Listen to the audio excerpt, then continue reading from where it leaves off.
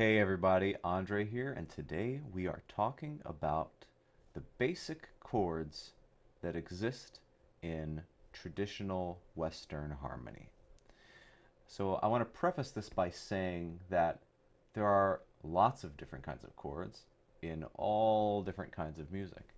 But specifically, we are going to focus on something called tertian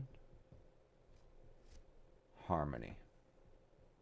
That sounds really fancy, but all this means is that it's harmony that's built on thirds.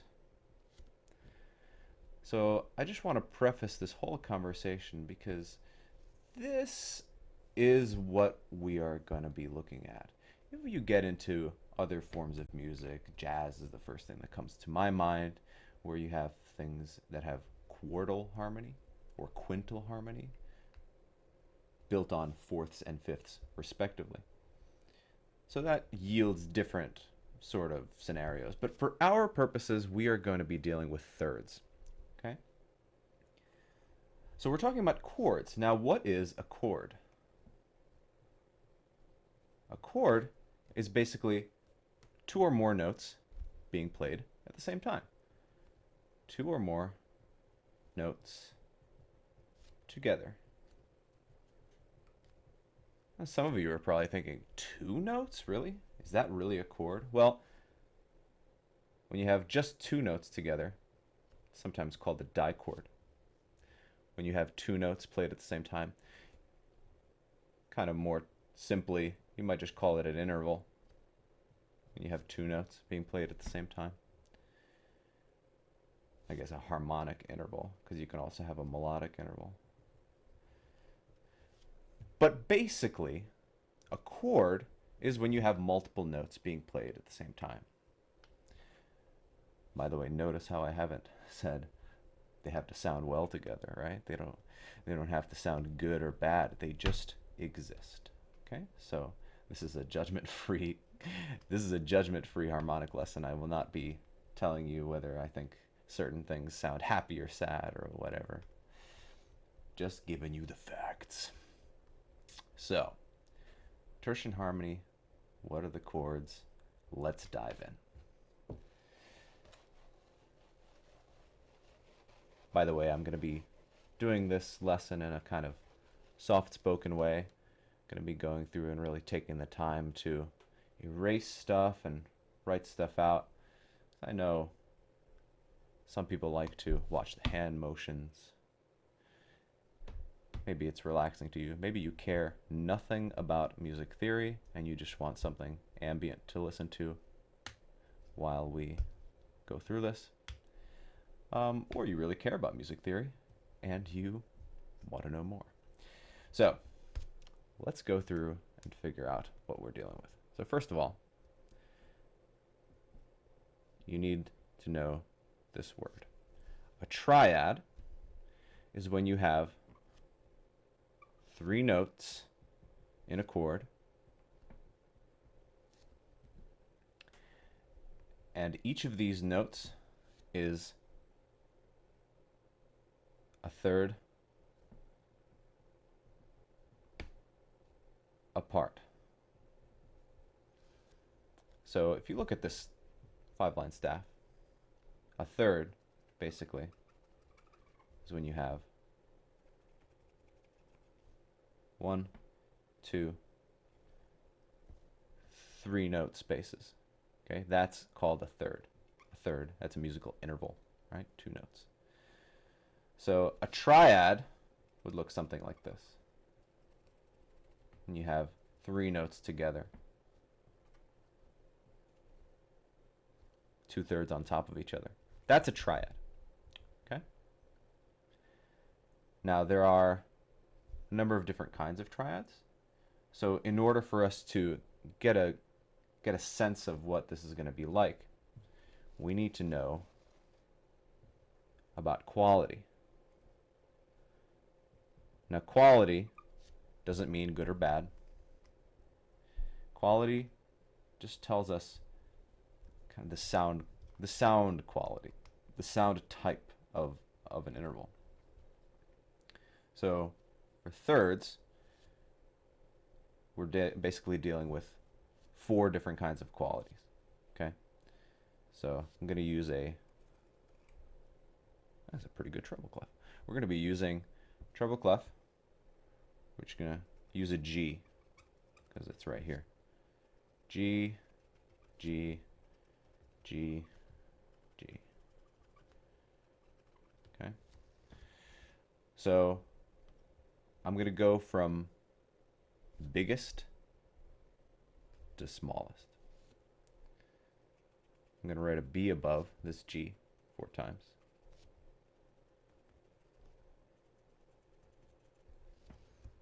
So from biggest to smallest. What I mean by that is the distance between these notes goes inward. Okay? So a G to a B, that's actually not the biggest distance that you can have a third. You can have B sharp.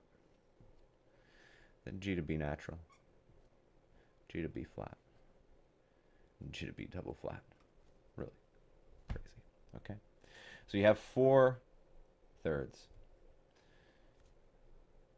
This one's called an augmented third. This one's called a major third. This one's called a minor third. And this one is called diminished third.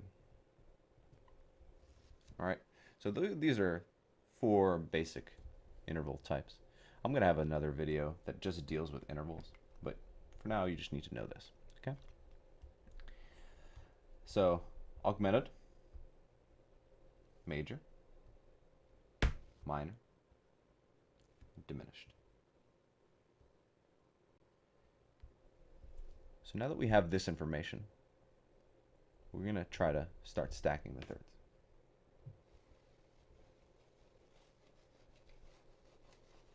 You'll soon find that there are actually not that many different combinations that you can have. So first, I'm actually not going to draw any chords. I'm going to write top third, and I'm going to write bottom third.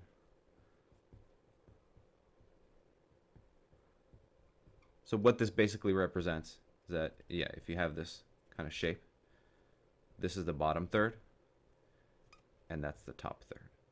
Okay, so bottom third, top third. We're going to do different combinations. So from biggest to smallest. Now, if I was to write augmented third, I'm not going to write out augmented because that takes a long time. Augmented third, augmented third. I'm going to play you what that sounds like. Notice how when you hear this, that actually doesn't quite sound like a third. It actually sounds like a perfect 4. By the way, some of you are thinking, why don't you just write +3? That's another way of writing augmented third. But in case you don't know, AUG, that's fine too. But this and this, these 2 intervals, they sound exactly the same. So really, in reality, an augmented third and another augmented third would just be this sound, perfect 4th, perfect 4th. That's not a tertian chord because these are 2 4ths. So that's not one of our combinations. Instead, let's start with major. A major third and another major third. Okay. When you have 2 major thirds stacked on top of each other, we're going to go back to treble clef. Okay. G to B is a major third. So this bottom third, it's a major third. B to D sharp is another major third. You can check this on the piano. G to B, B to D sharp. All right. So this chord is called an augmented triad. All right. Augmented triad. So this is kind of the biggest standard tertian chord that you can have, really, without having more notes added. Tertian triad, let's put it that way. Okay, the next one. We're going to have a major third on the bottom. We're going to have a minor third on top. Now, I'm going to use an M, little m with a dash. I sometimes tell my students mountain peaks for big M and McDonald's arches for little m. But if your handwriting isn't stellar, like mine is not that stellar, I like to have the line. So anyway, a major third on the bottom, G to B, and then a minor third on top, B to D. Yeah, so major, minor. This is called a major triad, or major chord, some people call it. Yeah, most people call it a major chord. All right. G to B flat. That's a little smaller. G to B flat is a minor third. Okay, so minor third, B flat to D. Notice how B to D was a minor third, but B flat to D is a half step bigger, so this one's a major third. Right, so you have major third, minor third, and bottom, major third, minor third, major third. Okay, so now here, G, B flat, D, this one is called a minor triad.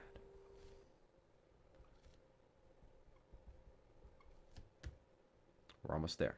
We got one more to go. G to B flat. It's a minor third.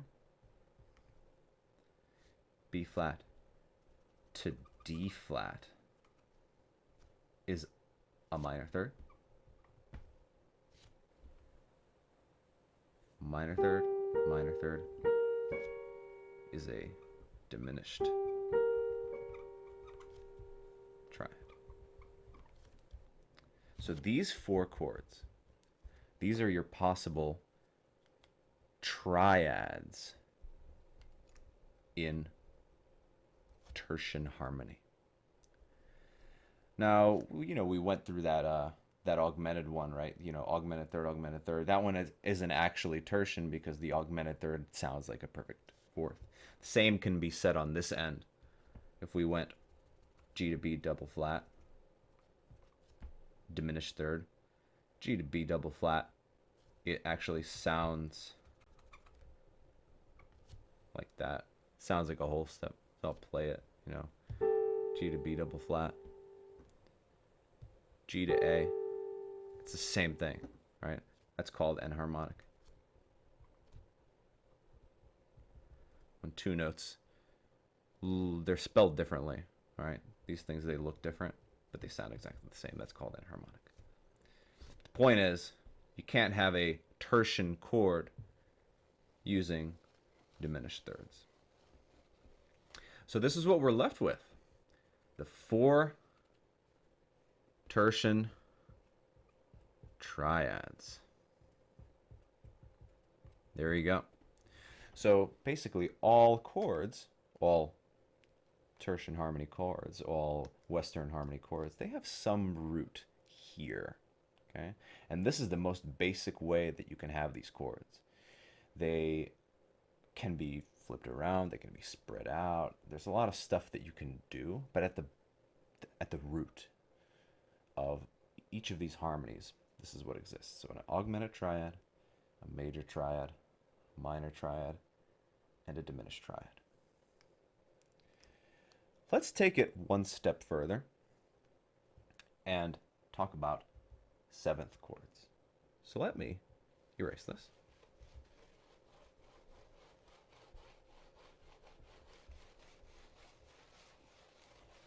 And we're going to talk about seventh chords. Now, we're still dealing with tertian harmony. We're dealing with thirds. Let me switch colors here.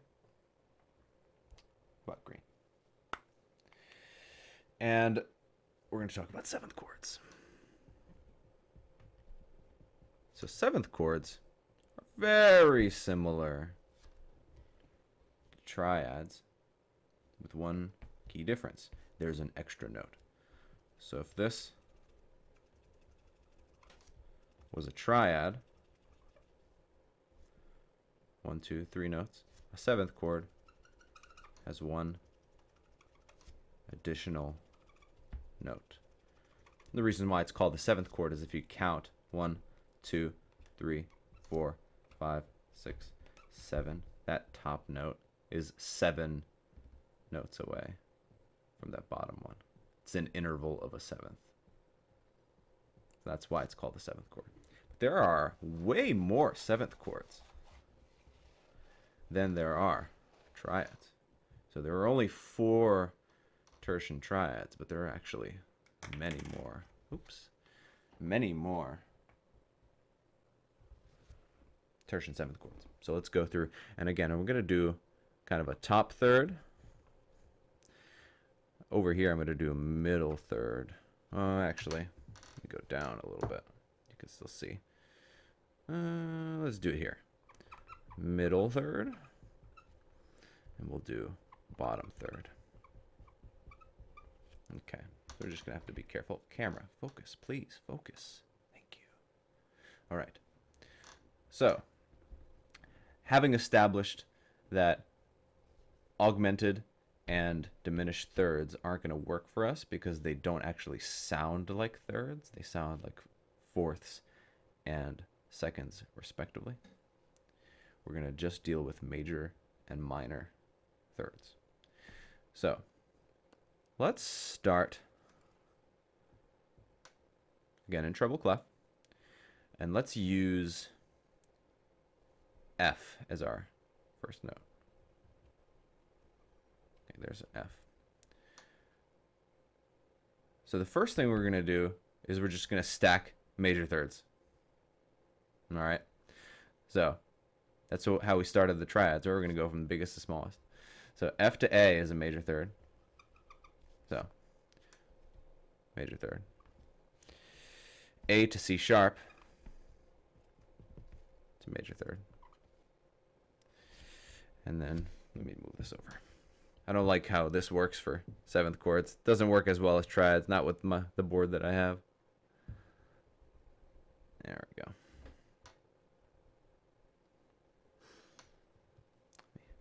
Fix the treble clef here. There we go. So F to A is a major third. A to C sharp is a major third. And C sharp to E sharp is a major third. Okay. So this is a weird one. Let's listen to this one. Okay, so F to A, C sharp to E sharp. You're probably hearing something a little bit strange.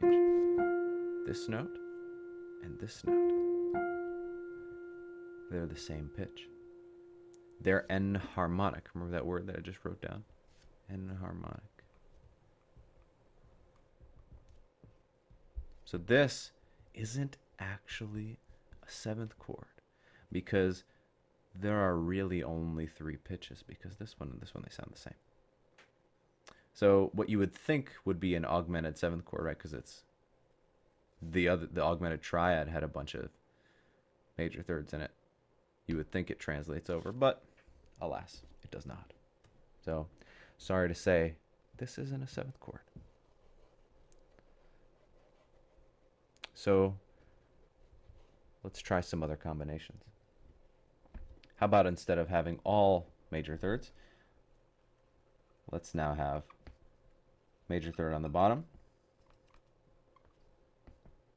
F to A to C sharp, it's another major third, C sharp to E is a minor third. This chord is a seventh chord. You got 4 distinct pitches, all a third apart. This one's called Augmented 7th chord. So 7 or Augmented 7th chord.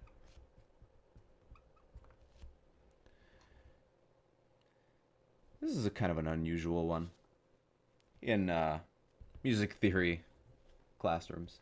This wouldn't be the first 7th chord you see. This would be an outlier. In fact, I think that the textbook that we use in my university doesn't even address this. It's like, this doesn't exist. But here it is. So clearly it exists, but perhaps not functional in the same way as these other ones. So there's an augmented 7th chord. So I'm going to put a star next to it because it is kind of special. I like to call this one the James Bond chord.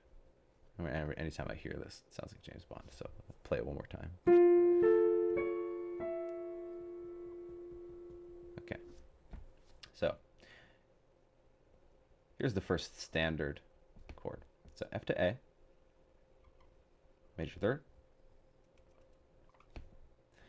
A to C, minor 3rd, C to E, it's major 3rd. This chord is going to be more familiar than that one. F, A, C. This is a major 7th chord. Major 7th chord. The reason for this name is that, first of all, F, A, C, that's a major triad. That's one thing. But also the interval F to E, that interval is a major 7th. So it's part of where the name comes from. Okay. Next. F, A, C, E, flat. So just the same. Major 3rd, minor 3rd, minor 3rd. So we're slowly shrinking the chord. This one is called the major minor 7th. And you guessed it. It's because this is a major triad. But F to E flat, that's a minor 7th interval. So you have a major triad outlined by a minor 7th. Sometimes this is called the dominant 7th because in a diatonic set, the dominant, the 5 chord, is the only one that naturally exists as this kind of a chord. I'll address that in another video. But I have always known it as the major minor 7th chord. Okay. Moving right along. F, A flat, C, E flat. A little bit different now. F to A flat is a minor 3rd. A flat to C is a major 3rd. And C to E flat is still a minor 3rd. Now, this one, you have a minor triad. F, A flat, C, minor 3rd on bottom, major 3rd on top. That's a minor triad. And F to E flat, that's still a minor 7th. So this one is called the minor 7th. Minor 7 chord.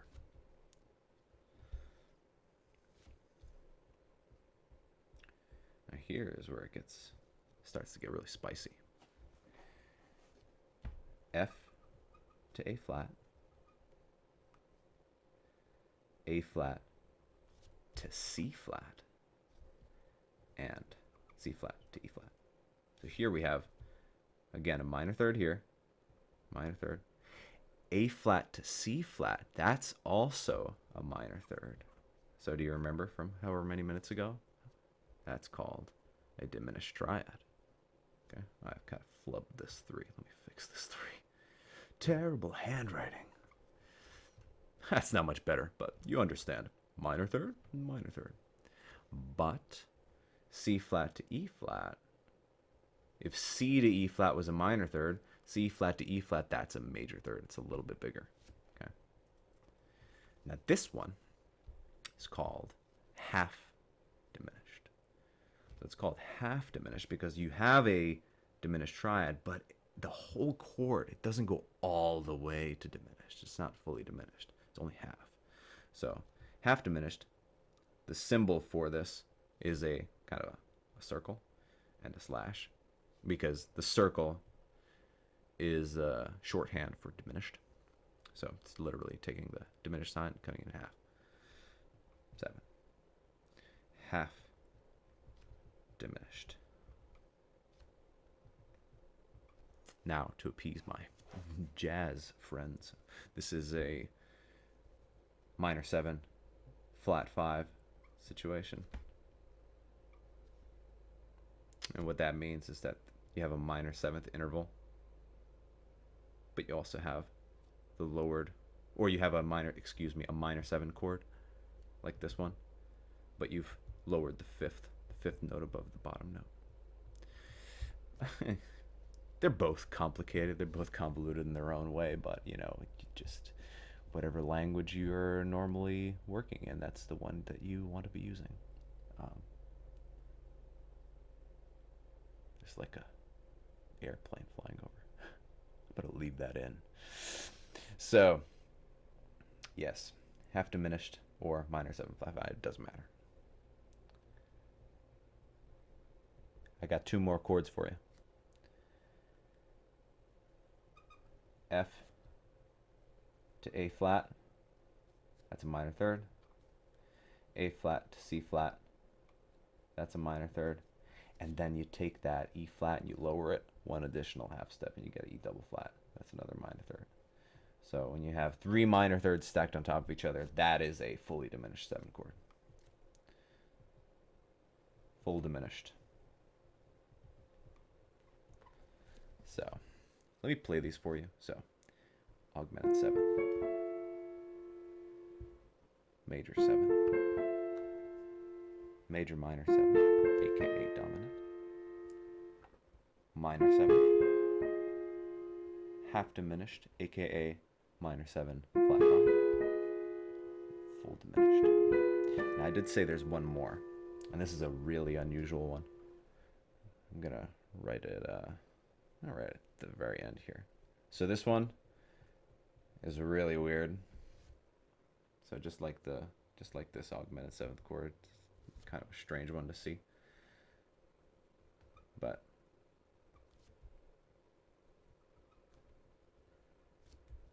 you can have F to A flat to C, and then C to E natural.